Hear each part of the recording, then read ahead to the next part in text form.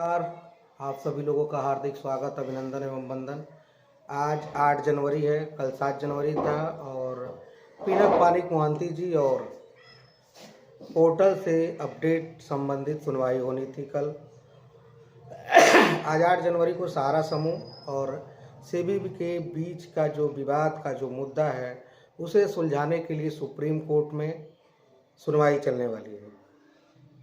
अब क्या विवाद था, आइए थोड़ा सा समझ लेते हैं उस पर भी। सहारा समूह और भारतीय प्रतिभूति विनिमय बोर्ड यानी कि सेबी के बीच लंबे समय से विवाद चल रहा है। अहम तारीखों के हिसाब से इस विवाद पर एक नज़र डालते हैं। क्या क्या तारीख पे कौन कौन सी तारीख, कौन कौन से सन में क्या क्या विवाद हुआ, जिसके चलते आज सहारा इंडिया कंपनी जो है बर्बादी की कगार पे आ गई। कैसे एक कंपनी ने प्राइम सिटी नाम से भारतीय प्रतिभूति बोर्ड यानी सेबी के समझ आईपीओ लाने के लिए एक सार्वजनिक प्रस्ताव रखा। सरल शब्दों में कहा जा सकता है कि वो अपनी कंपनी को शेयर मार्केट में उतारना चाहती थी। 2009 अक्टूबर की बात है। Sahara India real estate corporation limited और Sahara India housing investment limited ने भी कंपनी रजिस्ट्रार के पास आईपीओ रेड हेरिंग प्रॉस्पेक्टस की अर्जी दाखिल की थी। और दिसंबर 2009 में क्या हुआ, सेबी के पास professional group for investor protection की तरफ से सहारा की 2 कंपनियों के खिलाफ कथित तौर पर गैर कानूनी तरीके से निवेशकों के साथ आर्थिक लेन देन की शिकायतें पहुंची। इनके कहने का मतलब है बिना सेबी को बताए, बिना मुझे बताए इन्होंने मार्केट से पैसा उठा लिया। और सेबी का ये रूल था कि आप सिर्फ 50 लोगों से पैसे ले सकते हैं। अगर 50 से ऊपर लोगों से आपको मार्केट से पैसे उठाने हैं तो आपको सेबी को बताना होगा, लेकिन उन्होंने ऐसा नहीं किया। और इसके बाद सेबी ने इन शिकायतों पर पहले सहारा समूह के इन्वेस्टमेंट बैंकर इनम सिक्योरिटीज़ और फिर बाद में सीधे सहारा से जवाब मांगा। बाद की जांच में ये बात सामने आई कि सहारा समूह ने 50 से अधिक निवेशकों से धन जुटाने के लिए जो तरीका अपनाया था उसके लिए सेबी की आज्ञा लेनी अनिवार्य थी, जिसका पालन नहीं किया गया। इन्होंने सेबी से पूछा ही नहीं कि हमें मार्केट से पैसा उठाना है और क्या किया जाए क्या नहीं किया जाए, किस किस रूल रेगुलेशन का फॉलो करना पड़ेगा। तो ये तमाम चीज़ें थी। 2010 नवंबर की बात है।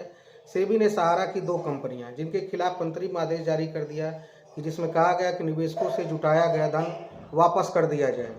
अगर वापस नहीं किया जाता है तो कंपनी के खिलाफ नोटिस जारी होगा और गिरफ्तारी भी हो सकती है। जून 2011 की बात है। अपने पहले सुनाए गए फैसले पर सेबी ने पक्की मुहर लगाई, जबकि सहारा ग्रुप ने सिक्योरिटीज एपीलेट ट्राइब्यूनल में जाकर इस फैसले का विरोध कर दिया। अक्टूबर 2011 की बात है।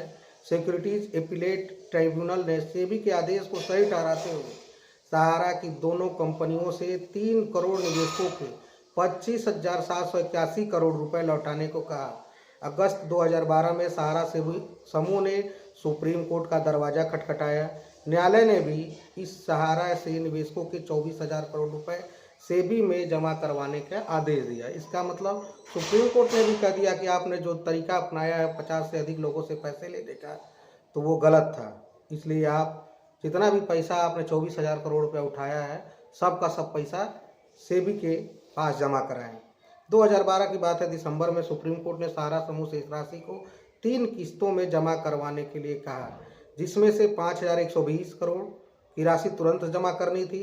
फरवरी 2013 जब सहारा 2 बची हुई किस्तें जमा कराने में असफल रहा, तब सेबी ने सहारा समूह के बैंक खाते फ्रीज करने और जायदाद को जब्त करने के आदेश जारी कर दिए। अप्रैल 2013 की घटना है। सहारा समूह के सुब्रत राय को सेबी ने तलब कर दिया और वे उसके समक्ष हाजिर हुए। जुलाई 2013 में सेबी ने सहारा ग्रुप के खिलाफ आदेश पालन न करने का आरोप लगाते हुए सुप्रीम कोर्ट का दरवाजा खटखटाया। सुब्रत राय को देश छोड़कर जाने की इजाज़त नहीं थी।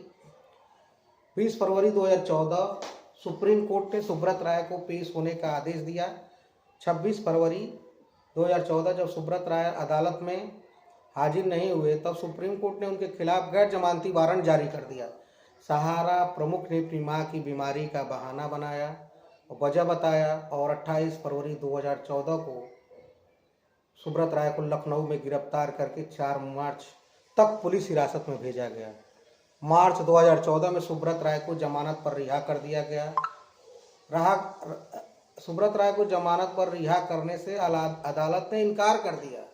इसके बाद क्या क्या हुआ, तमाम चीज़ें हुई, तमाम बातें हुई, तमाम घटनाएं हुई। और आज की घटना ये है कि अभी देखिए मार्च 2013, 16 मार्च 2013 सहारा समूह ने भारतीय बाजार नियामक सेबी की कार्रवाई को दुर्भावनापूर्ण करार देते हुए कहा कि सेबी बिना किसी सबूत के सहारा समूह के खिलाफ मीडिया में कोई भी बात गलत तरीके से पेश नहीं कर सकती है।